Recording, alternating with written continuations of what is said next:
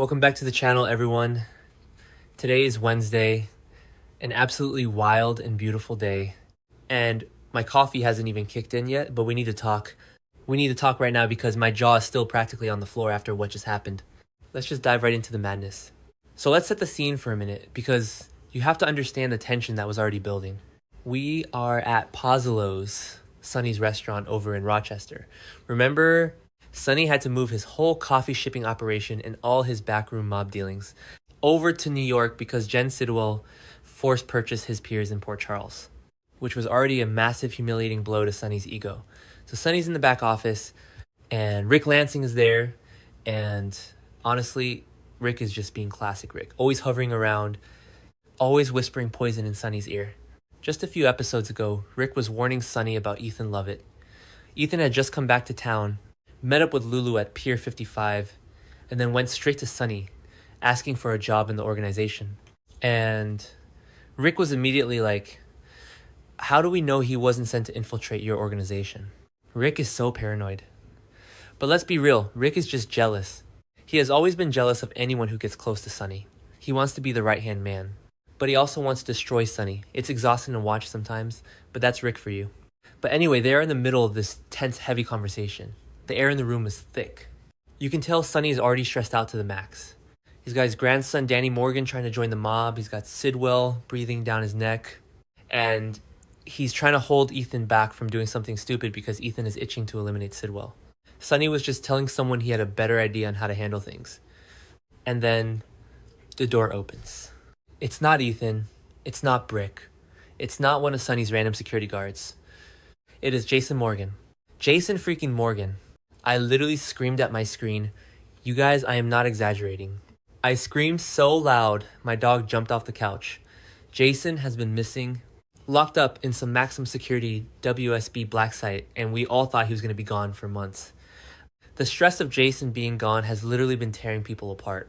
Britt Westbourne is having a complete breakdown at the hospital, screaming at Lucas Jones because she can't handle the cold fusion project and her Huntington's disease without Jason around to anchor her. And here he is. Jason is back. But he doesn't look like the cool, calm Stone Cold we are used to seeing. He looks wrecked. He has these massive, angry new scars on his face and arms. He looks like he literally fought his way out of a concrete bunker with his bare hands. And maybe a rusty spoon. The WSB is supposed to be this impenetrable elite intelligence agency, right? But Jason just broke out. I mean, okay, sure, it's Jason. We know he's basically a superhero at this point. But the visual of him standing in the doorway of Pozzulo's bleeding, exhausted, but with those intense, laser-focused eyes, it was cinematic. It really was beautifully shot. But that wasn't even the crazy part. That was just the appetizer. Jason doesn't even stop to catch his breath. He doesn't ask for a glass of water or a medic. He looks dead at.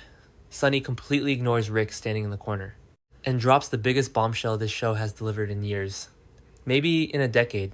He says Morgan Corinthos is alive. Morgan is alive.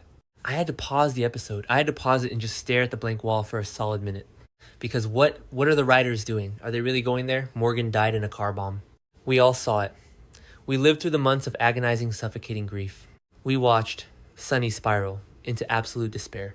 We watched Carly lose her mind and their marriage completely shatter over it. The bomb was meant for Julian, Jerome, and Morgan stole the car in a manic episode and boom, gone. It was one of the most tragic defining moments of the entire Corinthos family history. And now Jason is standing there bleeding on the floor of a restaurant office saying Morgan is alive. But it gets worse because this is General Hospital and nothing is ever easy. Morgan isn't just chilling on a beach somewhere with amnesia living a quiet life. No, Jason reveals that Morgan is being held captive on a secret, heavily fortified island. And who is holding him? Who is the mastermind behind this sick, twisted game? Jens Sidwell. Of course it's Sidwell, I should have known. I should have seen this coming from a mile away. Sidwell is officially the biggest, baddest villain Port Charles has seen since Cesar Faison, or maybe Helena Cassadine. Think about what this guy has been doing lately. He shot Professor Henry Dalton right in front of Britt and Pascal at Windermere. He used Councilman Ezra Boyle to frame Mayor Laura Collins for the murder. He nearly caused a grim, terrible fate for Ethan's mom, Holly Sutton. He stole Sonny's peers. He has been systematically dismantling Port Charles from the shadows. And now we find out he's holding the ultimate trump card. Jason explains the ransom, and it's not a normal ransom. Sidwell doesn't want money. Money is boring to a guy like Sidwell. Sidwell wants Sonny's entire mob empire. Every single piece of drug territory, every shipping route, every contact, every warehouse. He wants Sonny to hand over his life's work, his power, his legacy. If Sonny does that, he gets his son back. If he doesn't, well, Jason didn't have to finish the sentence. We all know what Sidwell is capable of. Let's talk about Maurice Benard's acting in this scene for a second. Give the man an Emmy. Give him all the Emmys right now. The sheer range of emotion that crossed Sonny's face in the span of 30 seconds was a masterclass in soap opera acting. First, it was pure confusion. Then a spark of absolute blinding joy. His boy, his son is alive.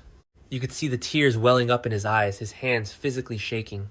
But then almost instantly, the joy was swallowed up by a crippling, suffocating terror. Because he knows who Sidwell is. He knows how dangerous this situation is. Sonny's whole plan is completely ruined now. He was just telling Ethan to hold back. He wanted to wait for the right time to strike Sidwell. He was playing it safe, playing it smart, formulating a better idea. But you can't play it safe when your dead son is suddenly alive and in the hands of a ruthless psychopath. Sonny's brain was short-circuiting. You could see him caught between wanting to fall to his knees and thank God and wanting to grab a gun and shoot everyone in the room. Jason, of course, is already in full soldier mode. Despite looking like he just survived a war zone, Jason is already formulating a plan. He tells Sonny they have to go. They have to do a rescue mission. A completely insane suicidal rescue mission to this secret island. And Sonny doesn't even hesitate. He just nods. It's that classic Stone Cold and Sonny dynamic. The brotherhood. Jason literally just escaped a maximum security WSB black site. He is probably a wanted fugitive internationally right now.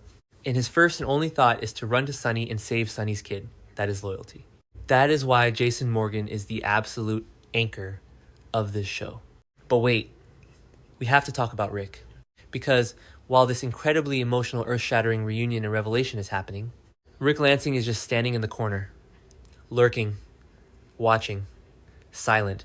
Rick didn't say a single word during Jason's speech, but the camera panned to his face, and you could see the wheels turning behind his eyes. Rick is an opportunist. He is a snake in the grass. Earlier in the week, Rick was having lunch with Ava Jerome at the Metrocourt Gardens. He told Ava he had good news that she would be very happy about.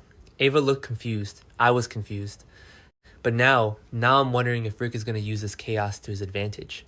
Rick sees Sonny completely emotionally compromised. He sees Jason battered, bleeding, and desperate. He sees Sonny about to abandon his entire empire and run off on a suicide mission to an island. And Rick is absolutely going to look for a weakness. He wants to take them both down. Maybe he'll tip off the WSB about Jason's location at Pozzolos. Maybe he'll try to seize control of the territory himself while Sonny is gone. Rick is petty, and he is vindictive. And he has always hated that Sonny chose Jason over his own flesh and blood brother. This is Rick's chance for ultimate revenge, and you know he's going to take it. Honestly, my head is spinning, thinking about the ripple effects of this.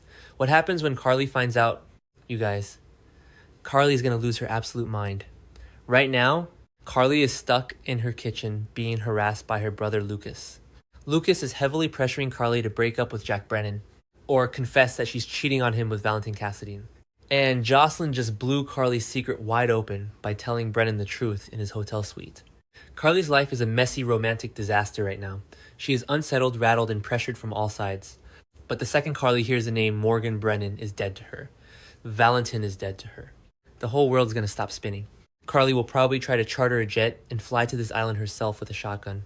She won't care about the WSB. She won't care about Nina. She won't care about anything except getting her baby boy back. And what about Michael? Michael is currently being a ruthless corporate shark. He just walked in on Willow threatening Jacinda Bracken at Crimson. Michael is secretly plotting to use Willow's unhinged public meltdowns to get sole custody of their kids. He claims to have proof that Willow shot Drew Kane. He's being so cold and calculating right now. But if he finds out his little brother is alive, it changes everything. The whole Corinthos family dynamic is going to be turned upside down. Will Michael drop his custody battle to help Sonny? Will he use his Quartermain money to fund the rescue mission? And what about Danny Morgan? Danny has been trying to align himself with Sonny's mob lately. He's fixated on taking down Sidwell because he thinks Sidwell is the source of all Jason's problems. Alexis is terrified.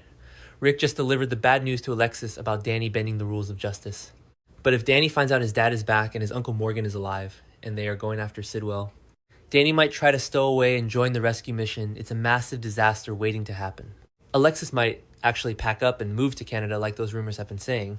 I mean, who could blame her? And we can't forget about Laura Collins. Laura is currently dealing with her own Sidwell nightmare. Ezra Boyle just confessed to her that he helped Sidwell frame her for Henry Dalton's murder. Laura is forming an alliance with Ezra to take Sidwell down legally. But Sonny and Jason don't do things legally. They are going to go in guns blazing. Is Sonny's rescue mission going to interfere with Laura's plan to clear her name? Will they end up helping each other or getting in each other's way? And Ethan Levitt just came back to town specifically to hunt down Sidwell for what he did to Holly Sutton. Ethan was literally just at Sonny's house asking for a mob job so he could eliminate Sidwell. Sonny told him to hold back. But now that Sonny is going after Sidwell himself, is he going to bring Ethan along? Ethan is vengeful and determined. He would be a huge asset on a tactical rescue mission. Plus, Christina was just flirting with him. Imagine Christina finding out her brother is alive, and her new crush is going off to save him. The drama is just delicious. I just can't get over the pacing of this episode. It started so slow, just mob politics and Rick being annoying, and then bam, a freight train of plot right to the face. I love it when the show does this. It feels like old school General Hospital. High stakes, secret islands, presumed dead characters coming back to life mob wars, and Jason Morgan being a total badass. It feels like we are back in the golden era of the show. But I am also so scared for them. Sidwell is not a joke. He's not some local Port Charles thug hanging around the docks. He's a global threat. If he has a secret island, he probably has a private army. He probably has high-tech security mercenaries. The works. How are Sonny and Jason supposed to take down a private army? Jason is injured. He looks like he can barely stand. Sonny is emotionally unglued and not thinking straight. They are walking directly into a trap. Sidwell probably wants them to come to the island. He's probably baiting them. He wants to wipe out the Corinthos leadership in one fell swoop so he can take the empire without any resistance.